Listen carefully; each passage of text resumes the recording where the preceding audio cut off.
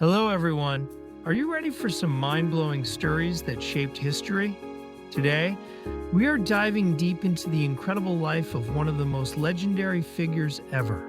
Moses, get ready to unlock ancient secrets and discover powerful lessons that are still super relevant today. This story is packed with divine encounters, epic escapes, and leadership challenges that will keep you on the edge of your seat.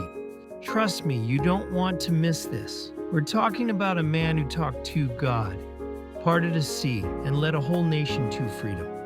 How cool is that? This journey will be easy to understand, super engaging, and totally worth your time. Let's jump in. Moses, a true hero of faith, lived an extraordinary life spanning 120 years, perfectly divided into three 40-year segments.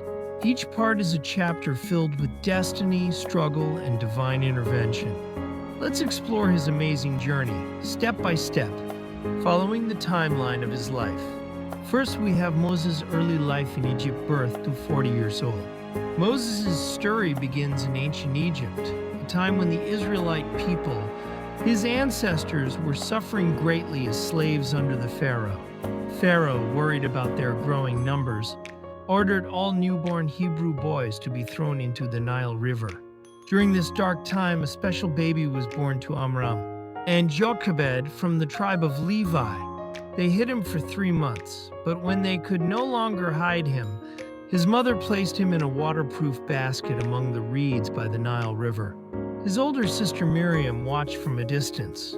Pharaoh's own daughter discovered the baby. Her heart was filled with pity, and she knew he was a Hebrew baby.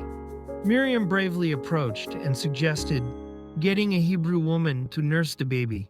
Pharaoh's daughter agreed, and Miriam brought her mother, Jochebed, to nurse her own child, even getting paid for it. Pharaoh's daughter adopted the baby and named him Moses, meaning drawn out of the water. Moses grew up in the royal palace as an Egyptian prince, receiving the best education and enjoying all luxuries for about 40 years. However, Moses never forgot his true identity as a Hebrew. One day, at age 40, he witnessed an Egyptian overseer beating a Hebrew slave. Filled with anger and a sense of justice, Moses killed the Egyptian and hid the body. The next day, when he tried to stop two Hebrews fighting, one asked, "Are you planning to kill me as you killed the Egyptian?" Moses realized his secret was out.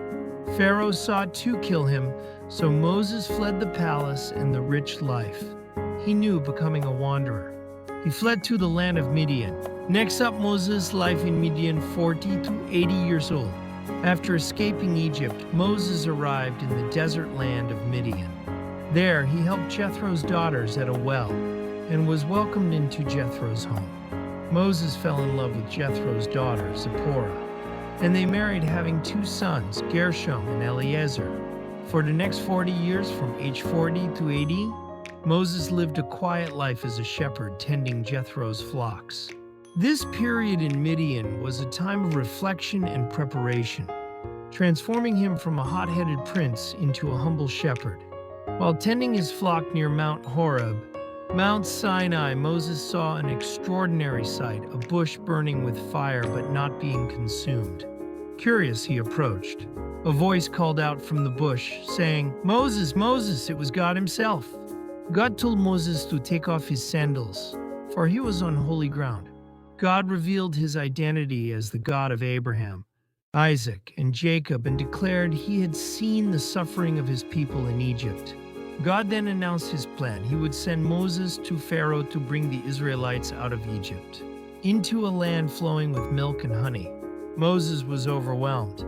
He objected, saying, "Who am I that I should go to Pharaoh?" He felt inadequate and worried he wasn't a good speaker. God reassured him, promising, "I will be with you." God reminded Moses that he made mouths and could give him words. To help, God offered his older brother Aaron as his spokesperson. Aaron was a good speaker and would accompany Moses. Finally, after much persuasion, Moses accepted the mission. He said goodbye to Jethro and his family, and with Zipporah and his sons, set out on the long journey back to Egypt. He was now 80 years old, ready to face Pharaoh and lead his people to freedom. Last but not least, Moses' leadership during the Exodus and wilderness journey.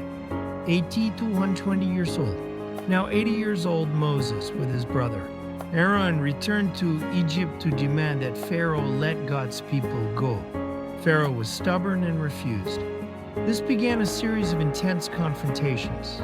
God sent 10 devastating plagues upon Egypt to demonstrate his power. These included turning the Nile to blood, swarms of frogs, gnats, flies, livestock disease, boils, hail locusts, and 3 days of darkness. Finally, the 10th and most terrible plague arrived. The death of the firstborn in every Egyptian household. Only Israelite homes, marked with a lamb's blood, were spared.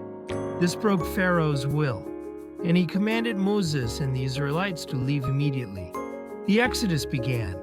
Moses led about 600,000 Israelite men, plus women, children, and others, out of Egypt.